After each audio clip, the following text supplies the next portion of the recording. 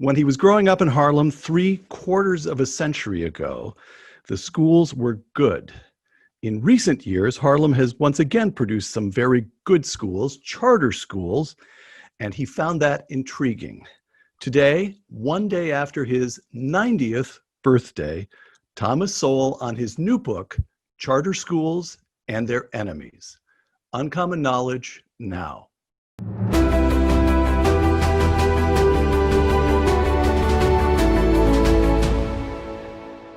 Welcome to another special Plague Time edition of Uncommon Knowledge with Peter Robinson. Thomas Sowell has taught economics, intellectual history, and social policy at institutions that include Cornell, UCLA, and Amherst. Now a senior fellow at the Hoover Institution, Dr. Sowell has published many books, including his newest volume, just published, Charter Schools and Their Enemies. And yesterday, Thomas Sowell turned 90. Tom, happy birthday. Thank you. All right, the argument of charter schools and their enemies. I'm quoting from the book, Tom.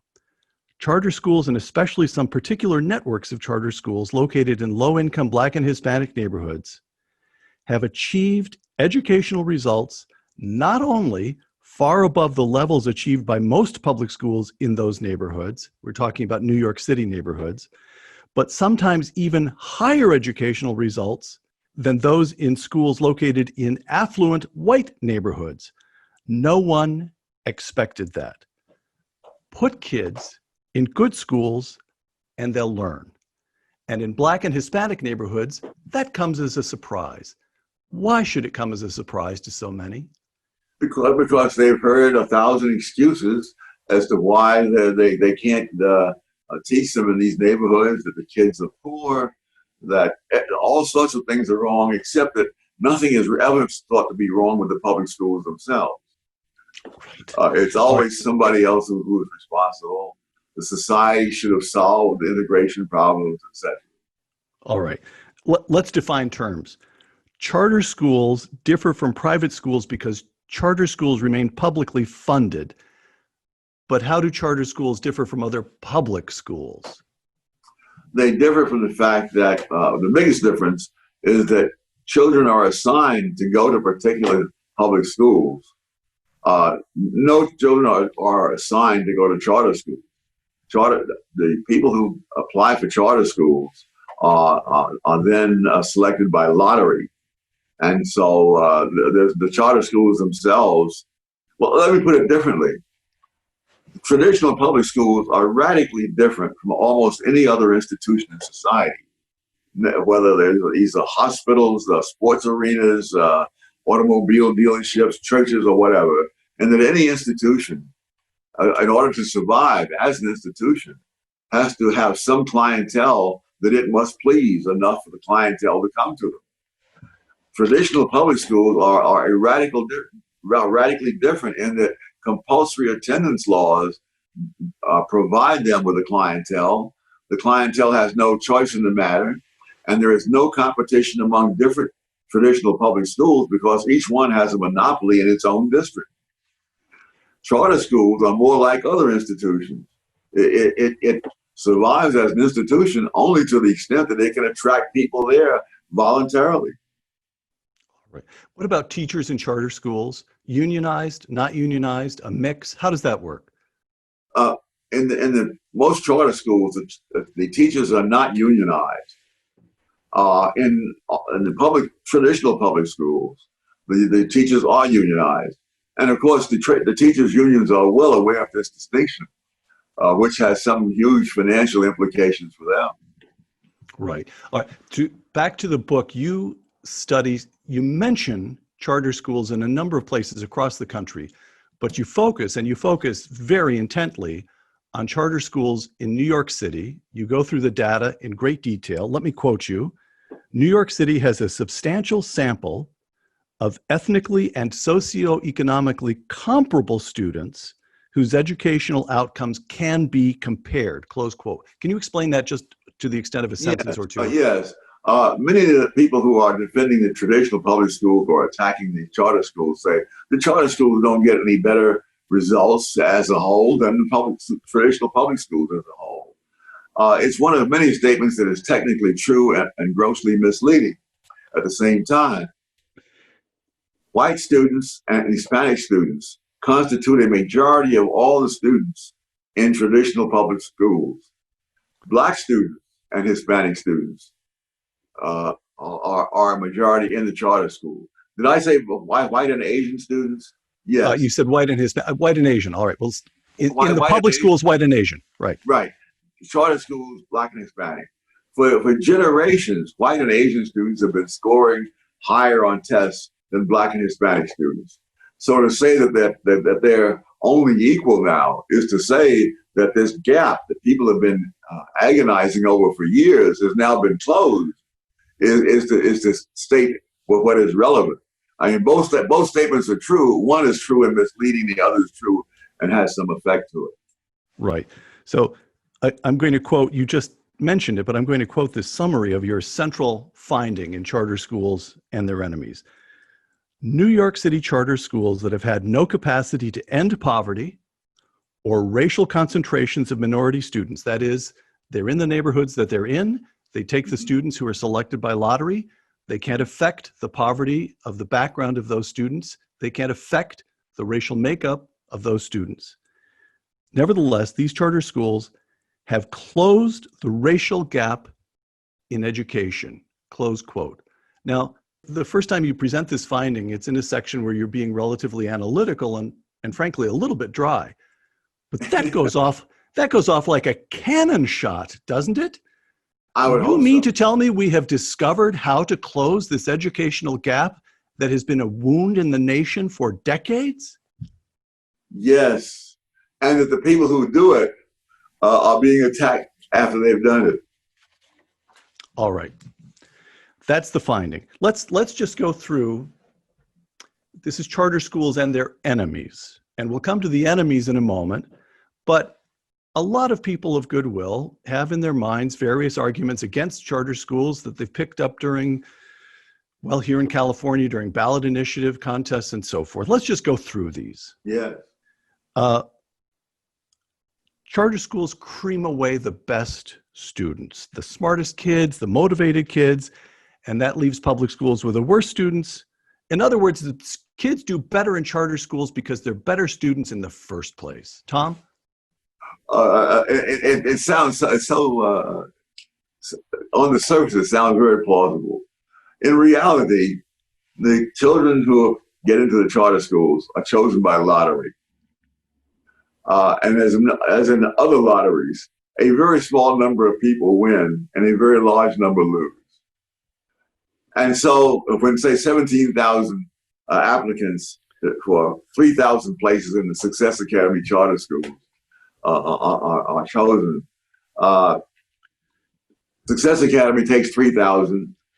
The other 14,000 are going to end up back in the traditional public school.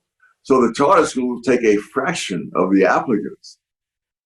The applicants may well be better motivated than the average student, but the fact is that the great majority of those motivated students remain in the public schools, and they don't do anything with them comparable to what the charter schools do in the charter schools. Meaning that, as you mentioned in the book, there are a number of studies, including by our Hoover colleague Caroline Hawksby, that track the kids who lose the lottery and get sent back to the public school. And if they were special kids, especially motivated, you might hope to see that they outperform, and they don't. They fall behind the kids who make it into the charter school. Is that correct? Absolutely. And moreover, the girls who go into the charter schools become pregnant at a much lower rate than the girls who go back into the traditional public schools. And the boys going to the charter schools do not get incarcerated at the same rate, as high a rate as the boys who are left behind in the public school. And this second point I think is important because they're always saying that the charter schools, because they have stronger discipline problems, that this is the beginning of the pipeline from school to prison. In point of fact, the evidence, the hard evidence, shows that kids who are in charter schools with stricter discipline are less likely to end up being incarcerated. All right. Here's another argument against charter schools. It's just, I'm plucking these Yes. arguments from the air. They're what we've all heard over and over. Charter schools deprive ordinary public schools of the vital resource, and that, of course, is money. Every kid who leaves the public school, ordinary public school, for a charter school takes tuition dollars with him. And that's unfair because the traditional public schools have such high fixed costs. They have buildings to maintain, they have teachers' contracts to honor, and on and on and on. And so the charter schools, whatever they may be doing in their schools, they're weakening the public school system by bleeding it of funds. Tom? No, you find these arguments amusing. I have to laugh because otherwise I would cry. They're so bad. When a child leaves any kind of school to go to another school, nobody says that the money to educate that child ought to remain behind in the school that he left rather than move with him to the school he goes to. So by the millions, kids are moving from one public school to another, from public to private to whatever. And nobody has ever advanced the ridiculous argument that the money should stay behind when the kid goes. But what's also not known widely is that the taxpayers' money that goes to the charter school students is less than what they're paying per pupil in the public schools. Now, I've seen two studies probably at different times, one of which says it's 19% less, the other says something like 26% less. But so the money per pupil goes up when the kid leaves for the charter school because he doesn't take as much money with him to the charter school as was being spent on it when he was in the public school. So it's just the opposite of what people suppose. It's the opposite of what, right. All right. Charter school teachers. The charter schools can do more with less money, partly because they hire cheaper teachers. They're younger, they're less credentialed, they don't belong to unions, so they don't have union dues to pay. So charter schools are just working with a cheaper labor force. Tom? Well, I would love to see the numbers on that, but the fact of the matter is, when you look at the results, that these supposedly less qualified teachers are turning out kids who know their math, and the supposedly well qualified ones in the traditional public schools are turning out kids who can't do math. I mean, I cited this number that the charter school kids in the same building with traditional public school kids pass the math test nearly 7 times as often. That's an average. At the extremes, it's almost unbelievable. I mean, one classic example is a school where 7% of the kids in the traditional public school in that building passed the math test. In the charter school, 100% passed the math test. Hold on, wait a minute. I want to repeat that. They're in the same building. They're in the same building. They're of the same ethnic background. They're of the same socioeconomic background. And the kids who are who are participating in the traditional public school regime, 7% passed the math test. This is a particular class. Right. But one example, and then down the hall, same kids, same buildings. Yes. The difference is the system. They're in a different system, and they pass at the rate of 100%. More than that, as I put out in the book, there's 4 levels, and level 3 is proficient. Yes. Among the kids in the charter school, 98% are in level 4, which is the level above proficient, and only 2% are in as low as proficient. And the other, only 7% are as high as proficient. And again, I want to repeat this. These are taking place in the same building. They're renting disused rooms in public school buildings. And that's not that all charter schools do that, but those are the charter schools you studied because they are so directly comparable. Yes, exactly. All right. One more argument against charter schools. You've touched on it already, but I want to take it on directly. And that's this question of discipline. Charter schools impose the results that they achieve the results that they achieve because they are imposing discipline at such strict levels that it verges over into the inhumane. They're scaring the kids. They're turning them into robots. Here's an incident. You're laughing again. Here's an incident that you touch on in your book.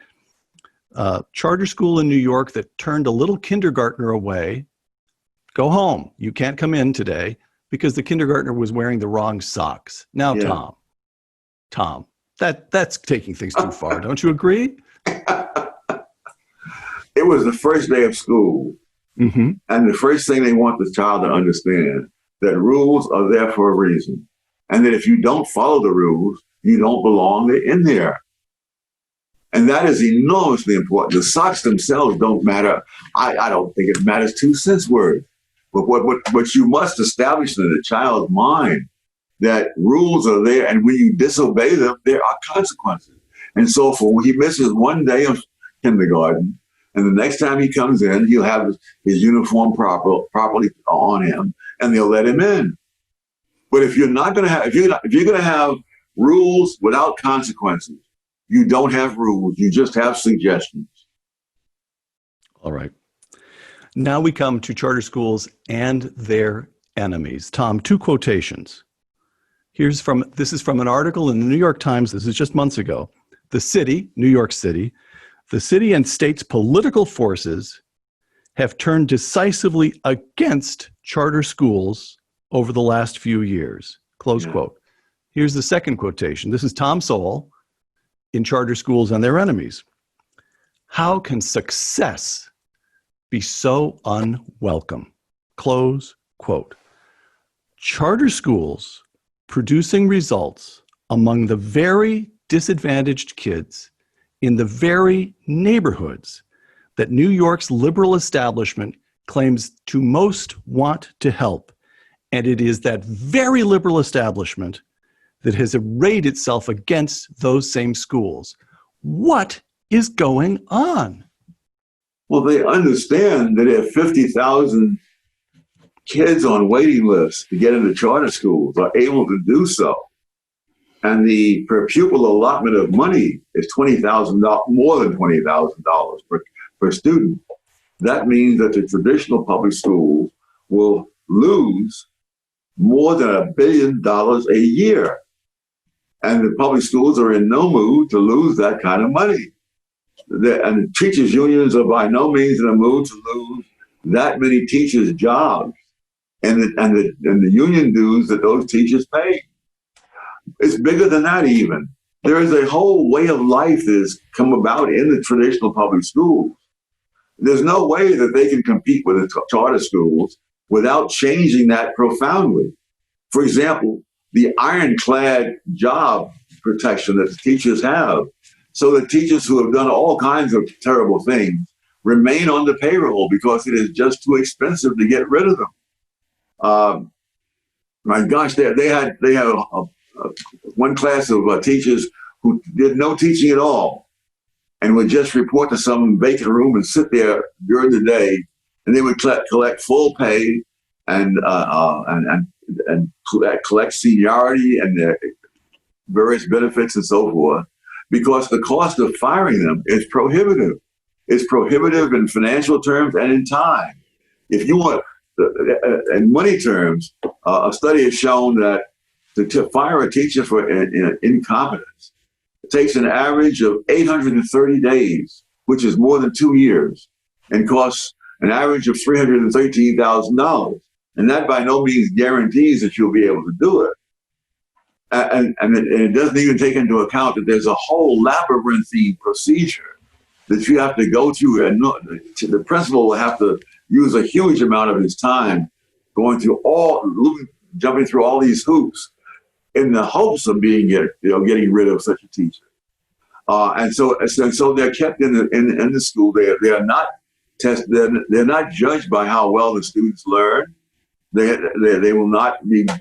They can pass on to the next grade kids who are 2 levels below the proficiency level, and they just keep them moving on, keep the line moving. And so, but you can't do that if you have to compete for results with the results that the charter schools are able to get. So, you are telling me we're used to human nature, we're used to politics, we're used to the idea that there are vested interests. But you're telling me that this is just, what's going on in New York City is just a naked grab for power. Yes. The results that you're describing in the charter schools are known. It is known that there are 50,000 kids on the waiting list to get into those charter schools. And I suppose we could even say, well, maybe it's not surprising that teachers' unions, the officials in the teachers' unions, they're set up to get as much money and as much stability and job security for their teachers as they can. Maybe we can say, all right, we'd expect them to behave the way they're behaving. But the mayor of the city of New York, Bill de Blasio, has been all his life a progressive on the farther left. Within New York City, he's on the not the leftmost. In New York City, it's almost impossible to find where the left end of the spectrum ends, but he's over there. And that means that all his life he has been arguing for help for the poor, the disadvantaged, Blacks and Hispanics. He knows what's going on. He has to. He sees that there's something that can help these kids, and he's siding with the unions all the same. Is that correct? Yes. All right. What would he say in his own defense? Is there anything we're missing here? Are you being slightly unfair to this man? Oh, heaven knows that. The teachers' unions helped put this man in the office he holds. He appeals to them. He is, and when he was giving a talk at the National Education Association, which is the country's largest union, he mentioned that he hates the people who set up charter schools. There should be no federal funding for charter schools. You should get rid of charter schools. And that will, of course, get him the support of the National Education Association. All right. Again, charter schools and their enemies, the study where you go into, you present charts, tables, the facts, the figures, the argument is the results are just unassailable. But that's in New York City because that's where the data was available that allows you to compare. All right. But again, you do talk about other places, including California. Charter schools and their enemies. And again, we're on the enemies here. New laws passed in California in 2019 empower local education officials, that is, the officials running the traditional or regular public school system, empower local education officials to deny applications for establishing charter schools if the charter school in question, now you're quoting the new law, is demonstrably unlikely to serve the interests of the entire community, close quote, or if, again quoting, the school district is not positioned to absorb the fiscal impact of the proposed charter school, close quote. Well, that's a lot of words, and here's what it means. Again, I'm quoting you. In short, incumbents, those already in power, incumbents are empowered to determine if the community really needs their competitors, or if the competition of newcomers would inconvenience the existing institutions, close quote. You're not being unfair or too harsh there. You don't want to take back any of what you wrote there, do you? One of the things I do in the book is point out that this whole approach has a long history in other fields of endeavor. It's had it in the radio industry, the television industry, freight carrying in the airline industry, and which you set up a law that says, in order to be authorized to operate in this industry, you must show that there is a public necessity or convenience that you're going to provide.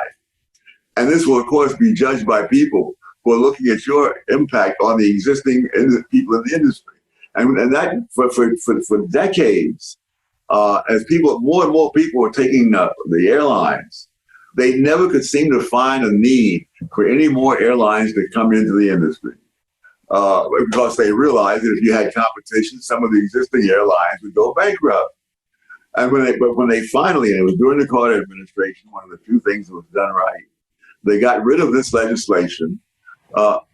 Immediately, other airlines were created. Airline prices fell. Far more cities had airline service. So this idea that they're doing this to protect the public is absolute nonsense.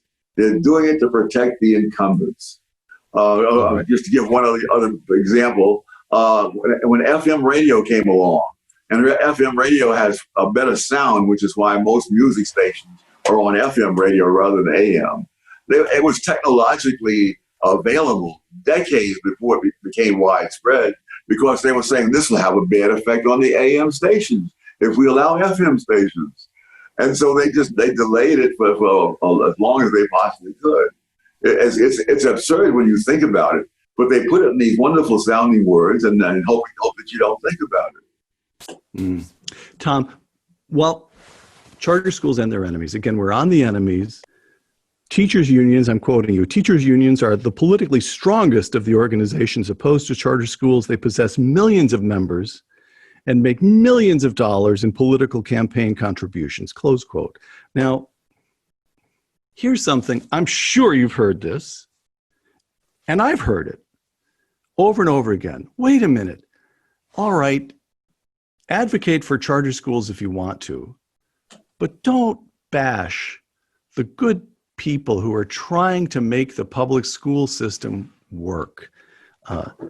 Teachers, well, the good people who are trying to make the public school system work are doing it by putting roadblocks in the ability of students to transfer out of traditional public schools.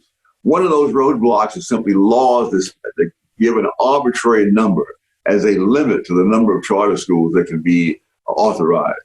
This number has nothing whatever to do with whether the charter schools are good, bad, or indifferent.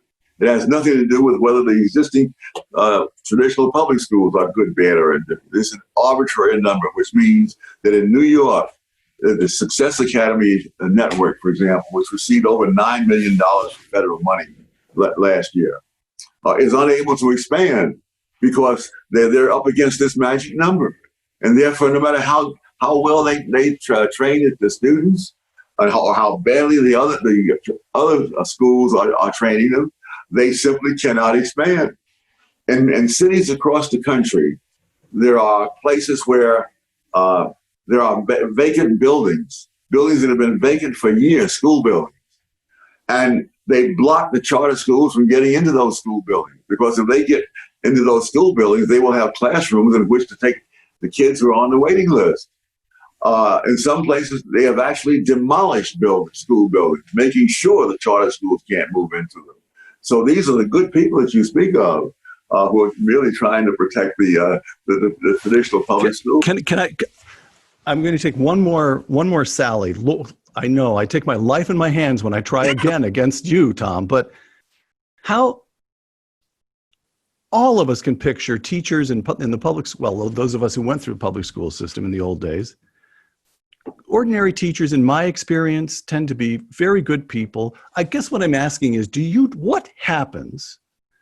I think we can posit that most teachers go into the profession hoping to do good with the kids. They retain some idealism. The job for most of them, they take it seriously. It's hard. And they want the best for the kids. And then the teachers' unions behave just as you say they behave. What happens when individually good teachers come together to try to effect collective action? Is there some distinction? Is there some explanation, some systemic explanation for why good people can end up supporting a bad system? Well, first of all, teachers' unions are not created by teachers. There are people who create unions. And in fact,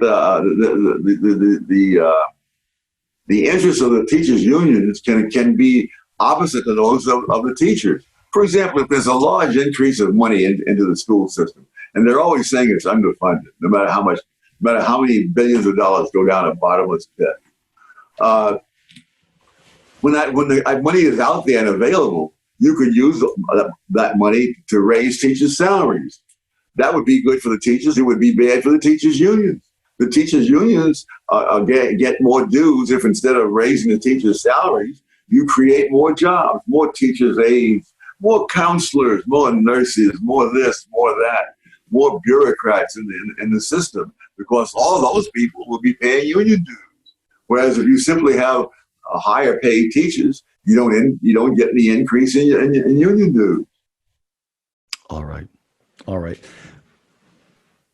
We've been talking about the success charter schools have in teaching the kids. Let's take a moment to talk about what charter schools can teach the rest of us. There are some lessons in the book, as I read it, for the rest of us. What charter schools teach us about money. You just touched on this. You quote, in Charter Schools and Their Enemies, you quote your friend Walter Williams of George Mason University. And he conducted a study on schools in Baltimore. George Mason's in Virginia. Baltimore is just up 91, I think is the route. Anyway, I-95.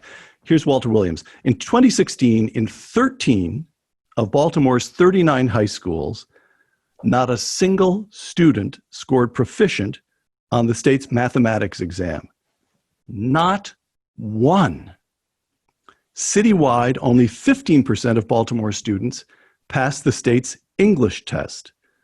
Money is not the problem. Of the nation's 100 largest school systems, Baltimore schools rank third in spending per pupil. Close quote. You said a moment ago, you described it as a bottomless pit.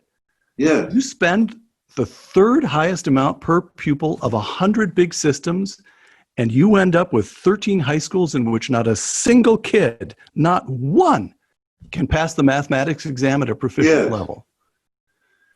All right, so what does that teach us? If money isn't central, what is it that the charter schools are getting right aside from money? Values, rigor, what does matter? Well, the institutions I mentioned earlier have different incentives and different constraints. In the charter school, they have to please the parents in order to have the parents send their kids there, because no kids are required by compulsory attendance laws to go to a charter school. So they're an all volunteer institution. And if you have poor education, you have bedlam in the schools, dangerous students who are allowed to run amok, those parents are not going to send their kids to a charter school. So the incentives are entirely different. Also, the kind of people you attract.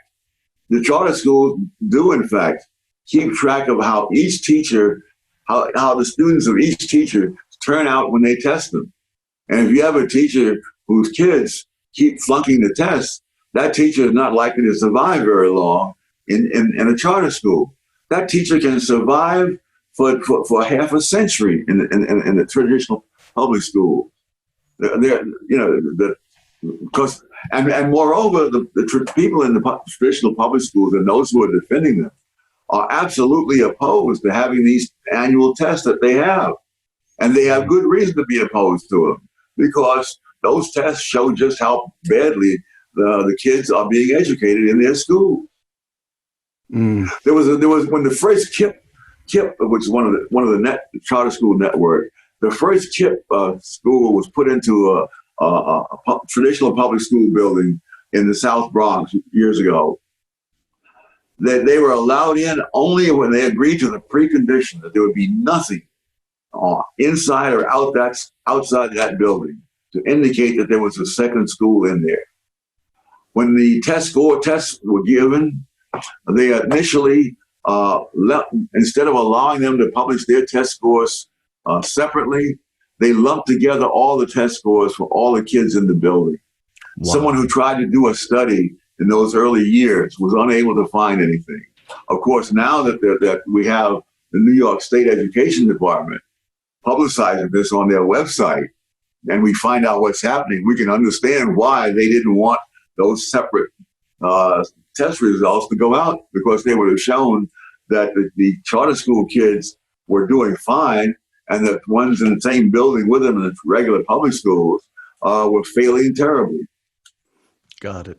So it's what you focus on. It's incentives. The schools are accountable to the parents.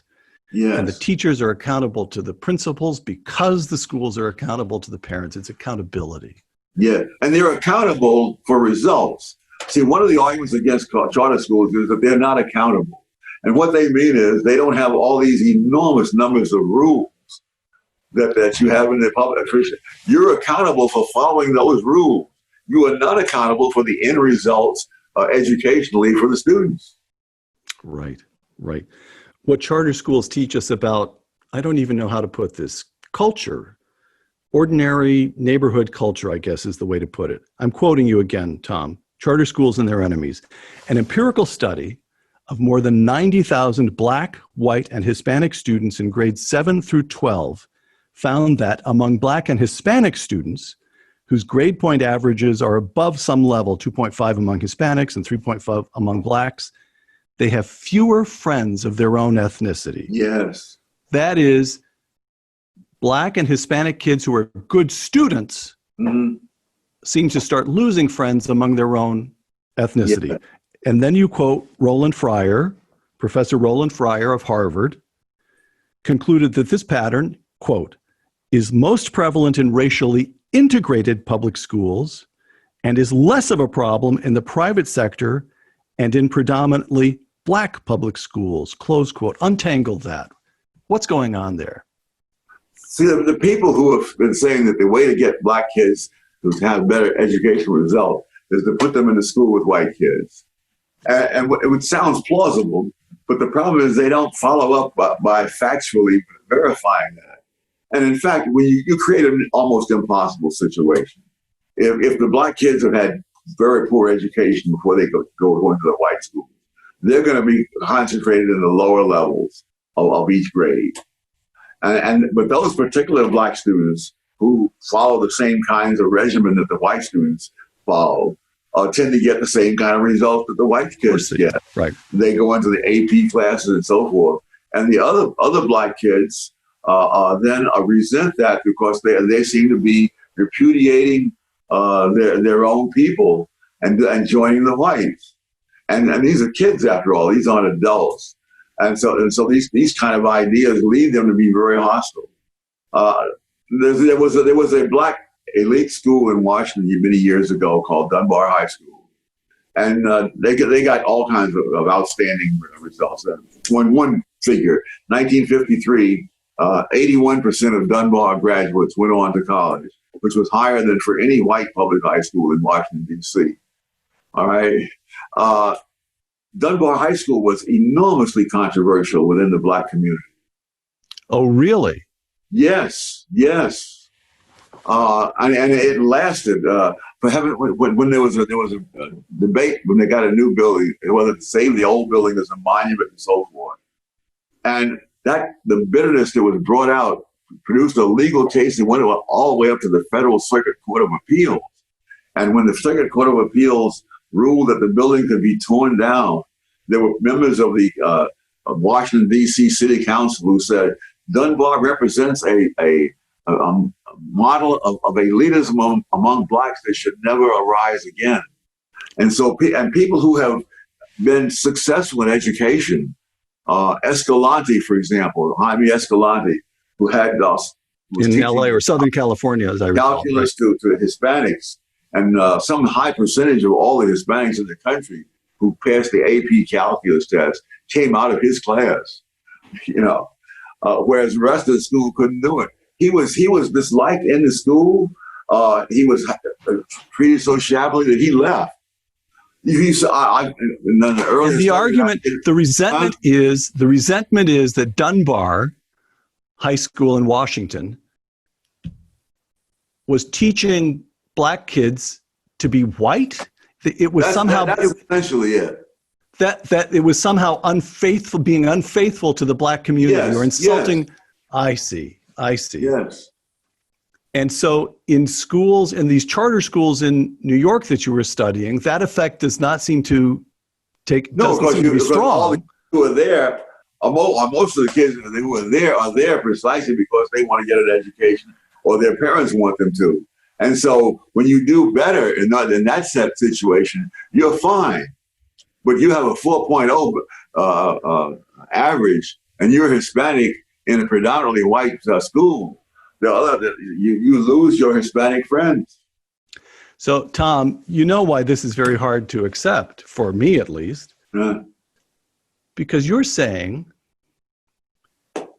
that one of the signal moments in American history, 1954 Supreme Court decision in Brown versus the Board of Education, in which Chief Justice Earl Warren said separate schools, this was ruling segregated schools unconstitutional, separate is inherently unequal.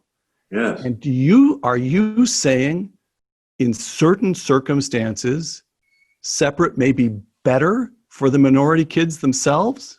Well, I would go that far, but I would say that his proposition does not stand up under the record.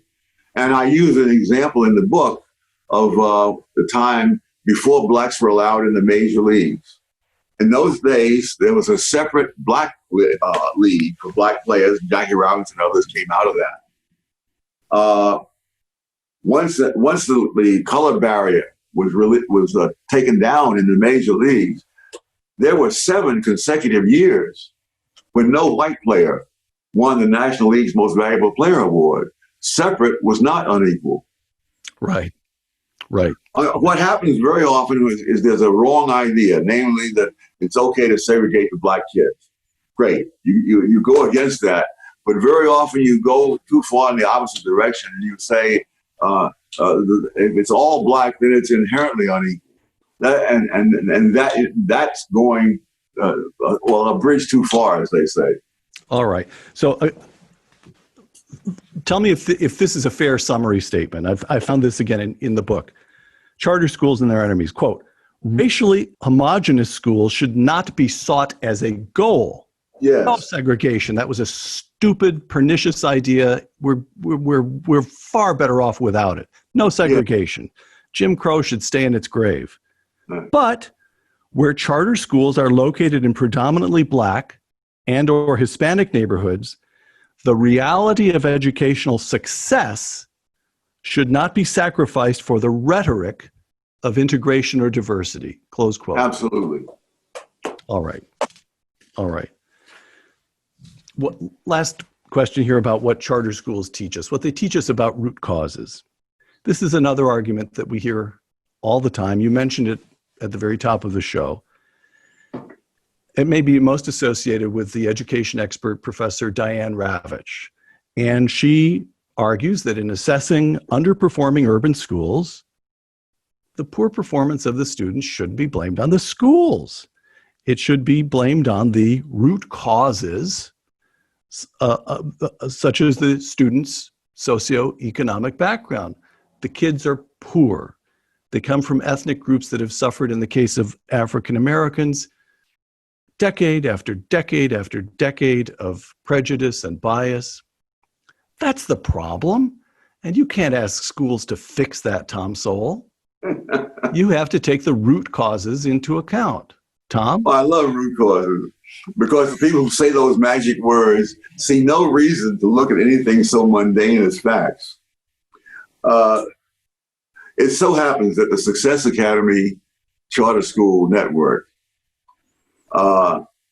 has a higher percentage of its students passing the math and English tests that are given annually than any traditional public school district anywhere in the state of New York. That includes places where the average family income is in excess of $250,000 a year.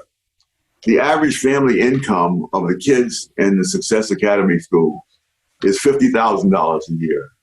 And yet they do better on those tests than people whose families have 5 times as much income. So the idea that poverty prevents them from learning apparently the people who are saying these things have not bothered to check the facts. All right. Tom, I want to return to charter schools and their enemies in a moment, but you just turned 90 yesterday. and I have a few of my favorite Tom Sowell quotations. I want to read a little bit of you to yourself. Well, I'm sitting down. All right, you're sitting down. And, just because there are so many of us to whom you have meant so much over the years. Okay, this is from The Vision of the Anointed, which is a brilliant book. To those who are aware of it, they think of it as a classic. And I wish more people were aware of it. It is a classic. Quote, "The vision of the anointed," you're talking about elites in society, "is one in which ills such as poverty, irresponsible sex, and crime derive primarily from society rather than from individual choices and behavior. To believe in personal responsibility would be to destroy the whole special role of the anointed, whose vision casts them as in the role of rescuers of people treated unfairly by society." Close quote. All right. How did it come to be that in your lifetime, actually substantially even in my lifetime, the anointed ended up running so much of the show? Major universities, the mainstream media. Even now we see in the way corporations are responding to the politics of the moment, even corporation after corporation after corporation. Ben & Jerry's makes ice cream. And Ben & Jerry's sold that company to Unilever, which is a gigantic corporation. And yet a couple of weeks ago, Ben & Jerry's took it upon itself to release a statement about systematic racism in America dating from 1619. How making Rocky Road makes them feel as though they're entitled to make such a statement, I do not know, but maybe you do. How did this happen? How did the anointed end up on top in so many places? I think they were in strategic places to begin with, namely the educational system. And when you and one of the other differences between the charters and the others is that the charter schools are very strong on the basics. The public schools have all kinds of indoctrination courses on which they waste these children's time. Whether what they say is good, is correct or incorrect in one way or another, really does not justify the enormous waste of time of kids who desperately need to master mathematics, the English language, and a couple of other basics with which they can go out into the world and compete with anybody. But instead, their time is frittered away on these self-indulgences in the school system. Tom Sowell on diversity, quote, "If there is any place in the Guinness Book of World Records for words repeated the most often over the most years without one speck of evidence, diversity should be a prime candidate. Is diversity our strength or anybody's strength anywhere in the world? It has not been our diversity, but our ability to overcome the problems inherent in diversity and to act together as Americans that has been our strength." Yes. Again, how did diversity come to be this kind of totem in society to which we must all... Oh, it's applying the propaganda principles of Nazi propaganda minister Joseph Goebbels, who said that, people will believe any lie if it's big enough and told often enough and loud enough.